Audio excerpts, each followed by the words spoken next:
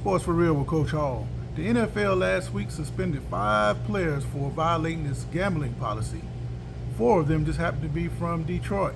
The one player from the Commanders, Shaka Toney, and the Lions players include C.J. Moore, Stanley Berryhill, Quintez Cephas, and most importantly, the #1 pick from a year ago, Jameson Williams.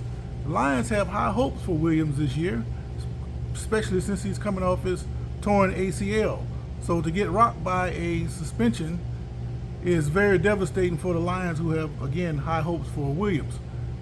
Fortunately for the Lions, Williams only has a 6-game suspension, along with his teammate, Stanley Berryhill. The other 2 players, C.J. Moore and Cephas, they have been suspended indefinitely from the league and cut by the Lions. Why have they been cut? Simply, it comes down to production. If you look at the production of these 4 players, it's very little.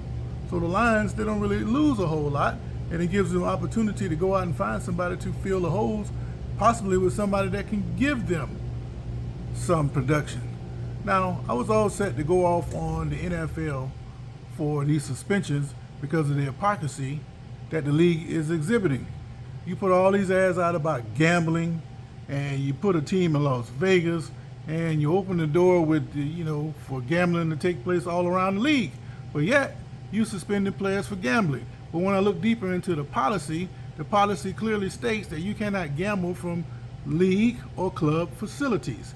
Also, you can bet on anything except football. Now, these guys, they weren't betting on football, but they were betting in the club facilities, and that is a definite no-no. I can agree with that. I was almost about to say that, these guys not only are hypocrites, but it reminds you of the Pete Rose situation. Pete Rose was accused of betting on baseball, in particular his own team, while he was the manager. But my point about Pete Rose is this: if you're going to have a Hall of Fame for any sport based on the accolades on the field of that sport, then the best players from that sport need to be in the Hall of Fame. Therefore, if Pete Rose is not in the Hall of Fame, the Hall of Fame should not exist for Major League Baseball.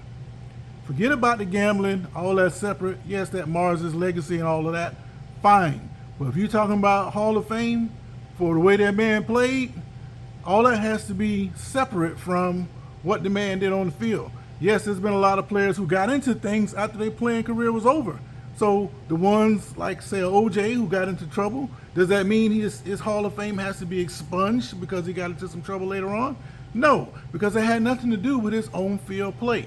Therefore, for a guy like Pete Rose, he should be in the Hall of Fame, in my opinion.